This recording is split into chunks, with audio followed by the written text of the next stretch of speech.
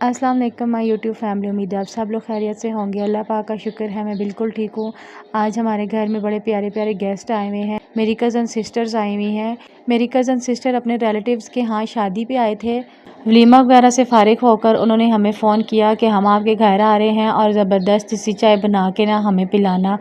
जब उन्होंने ये कहा कि हम लोग चाय आपके घर पिएंगे तो फिर अब्बू कहते हैं कि उनसे ये पूछ लो कि बच्चे साथ आ रहे हैं तो वो क्या खाना पसंद करते हैं, तो क्या बनवाएं हम आप लोगों के लिए, क्योंकि उनके पास टाइम तो नहीं था, उन्होंने जल्दी से निकलना था।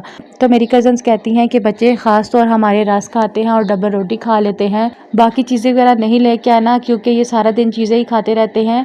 तो मेरे बेटे समेत मेरे कज़न्स के बच्चे जो है ना सारे काफ़ी माशाल्लाह से एंजॉय कर रहे हैं। और मेरे साथ ना बहुत बड़ा पार्ट हो गया, मैं आप लोगों को बताती हूँ। अबू जब दुकान से डबल रोटी और रस लेके आए थे और साथ बेसन और एक घी का पैकेट और एक ऑयल का पैकेट मैंने मंगवा लिया था सालन बनवाने के लिए। कज़न्स वगैरह के आने से पहले ही मैंने चाय ना हल्की आंच पर रख दी थी और साथ पकोड़े बनाना स्टार्ट कर दिए थे। चाय बनाने के लिए मैंने चूल्हा स्लो कर दिया था, हल्की आंच पर बनती रहेगी।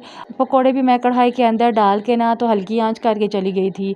मैं अपने बेटे के कपड़े चेंज करने लगी और जब मैं वापस आई तो चाय भी सारी गिरी हुई थी और पकोड़े भी मेरे सारे जल गए थे, क्योंकि मुझे आने में ना थोड़ी बहुत देर लग गई थी। जैसे तैसे करके चाय भी मैंने दोबारा बनाई थी और जो जले हुए पकौड़े थे वो मैंने बकरी को डाल दी और फिर दोबारा मैंने नए बनाए।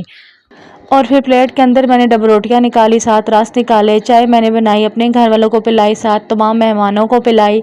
मेहमानों ने चाय पी, शुक्रिया अदा किया और फिर वो लोग चले गए। उसके बाद मैंने शाम का खाना बनाना था। शाम के खाने में मैं बना रही हूँ चिकन और पालक। चिकन और पालक बनाने के लिए मैंने सारे मसाले तैयार करके पहले ही रख दिए थे।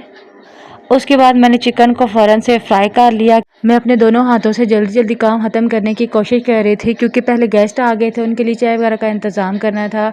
उसके बाद मैंने बर्तन धोए, फिर मैंने पालक की कटिंग की, चिकन को फ्राई किया और बहुत सारा काम ना एक साथ मैंने किया।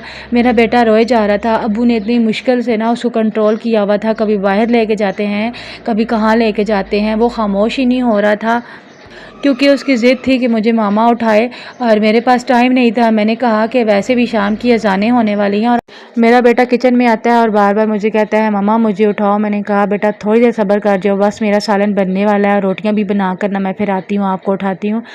शुक्र अल्हम्दुलिल्लाह सालन मेरा बनकर तैयार हो चुका था, लेकिन मेरे जिस्म में ना सांस बिल्कुल भी नहीं रही थी क्योंकि मुझे बहुत ज़्यादा सख्त भूख लगी हुई थी। फिर मैंने अपने लिए थोड़ा सा सालन निकाला और साथ एक दिन की रोटी पड़ी हुई थी और साथ सलाद पड़ा हुआ था। मैंने बस फ़ौरन से रोटी खाना शुरू कर दिया। इंसान हो या हैवान हो, खाना खाए बगैर हम लोग ज़िंदा नहीं रह सकते। तो अल्लाह पाक से दुआ है अल्लाह पाक तमाम तर मुसलमानों पर रहम करे, अल्लाह पाक उनकी मुश्किलात आसान करे। तो कैसा लगा फिर मेरा आज का व्लॉग? आप लोगों को व्लॉग पसंद आए तो लाइक कर दे, शेयर कर दे।